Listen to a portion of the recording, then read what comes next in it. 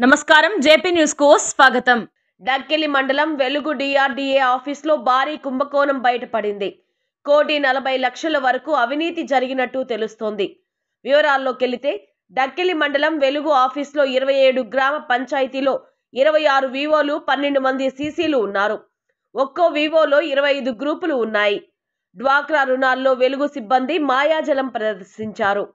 డ్వాక్రా గ్రూప్ మహిళలకు ఇచ్చే బ్యాంక్ రుణాలు నెలవారీ కంతుల్లో అవకతవకలకు పాల్పడ్డారు। వివోలతో కొంతమంది సీసీలు చేతులు కలిపి పేద మహిళలకు ప్రభుత్వం మంజూరు చేసిన శ్రీనిధి రుణాలలో 1,40,00,000 స్వాహా చేశారు। వివోలకు అధ్యక్షులుగా ఉన్న సీసీలు ద్వారా శ్రీనిధి రుణాల కంతులు బ్యాంకుకు చెల్లాల్సి ఉంది। కానీ గ్రూపు లావాదేవీలు మొత్తం యానిమేటర్ల ద్వారానే నడుస్తూ వచ్చాయి। శ్రీనిధి వివో రుణాల డబ్బులను గ్రూపు సభ్యులకు ఇవ్వకుండా స్వాహా చేశారు। గ్రూప్ మహిళలు రుణాలు చెల్లించినా బాకీ ఉన్నట్లు, రుణం తీసుకోకున్నా రుణం తీసుకున్నట్లు పరిశీలనలో వెల్లడయ్యాయి। దీంతో ఒక్కసారిగా గ్రూప్ మహిళలు ఆందోళనకు గురి అయ్యారు। దీంతో డక్కిలి వెలుగు ఆఫీసులో 1,40,00,000 రూపాయలు కుంభకోణం జరిగినట్లు సమాచారం। ఈ అవినీతి ఆరోపణలు పీడీకి చేరడంతో ఎంక్వైరీ టీంను డక్కిలి మండలానికి పంపారు।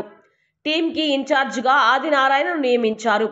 ఎంక్వైరీ మొదలుపెట్టి నెలలు గడుస్తున్నా ఫలితం మాత్రం శూన్యం। దీనికి కారణం లేకపోలేదు। భారీ మొత్తంలో అవినీతి జరగడంతో ఇన్ఛార్జ్ ఆదినారాయణ సైతం అవినీతి పరులతో మమేకమై అవినీతి చేసిన వివో సీసీలతో చేతులు కలిపారని సమాచారం। దీని కారణంగానే అవినీతి పరులపై ఎంక్వైరీని తూతూ మంత్రంగా నిర్వహిస్తున్నారని తెలుస్తోంది। అవినీతి పరులు ఎవరో తెలిసినా పీడీ దృష్టికి తీసుకెళ్లకపోవడంతో ఆదినారాయణపై గ్రూప్ సభ్యులు అనుమానం వ్యక్తం చేస్తున్నారు।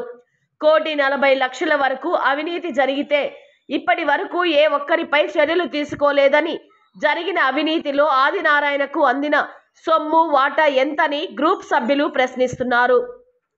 Nagole cluster CC Ramesh, Dakkili cluster CC Venkateswarlu, Alturupadu cluster Sunil, YDP CC Vajramma, హేడీ CC Surekha, FPO CC Naguramma, Lingasamudram cluster CC వివోలు మొదలగు వారు భారీ అవినీతికి పాల్పడినట్టు ఆరోపణలు వెల్లువెత్తుతున్నాయి।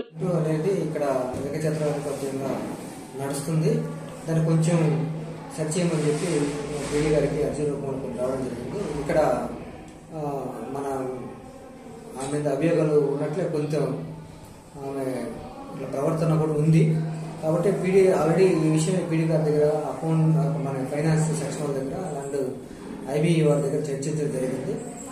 ఇక్కడ గత 20 years నుంచి వీళ్ళే ఉన్నారు, కాకపోతే అకౌంటెంట్స్ను మార్చే ట్రాన్స్ఫర్ చేసే పద్ధతి లేదు। కానీ ఇట్లాంటి కంప్లైంట్స్ వచ్చినప్పుడు ఖచ్చితంగా మార్చాల్సిన అవసరం కూడా ఉంది।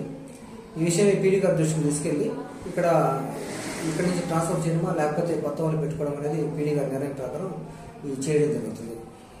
ఎందుకంటే ఈ నిర్ణయం తీసుకోవడం ఎందుకంటే మనోసమైక్య ఇది కొంచెం అభివృద్ధిలో బాగా వెనకబడి ఉంది। దీన్ని అభివృద్ధిలో ముందుకు నడపాలంటే ఇలాంటి కఠినమైన నిర్ణయాలు తీసుకోవడం ఎంతైనా అవసరం ఉంది కాబట్టి పీడీ గారి దృష్టికి తీసుకుని త్వరితగతిన ఈ మండలాన్ని సెటిల్ చేసేదానికి ప్రయత్నం చేస్తాం।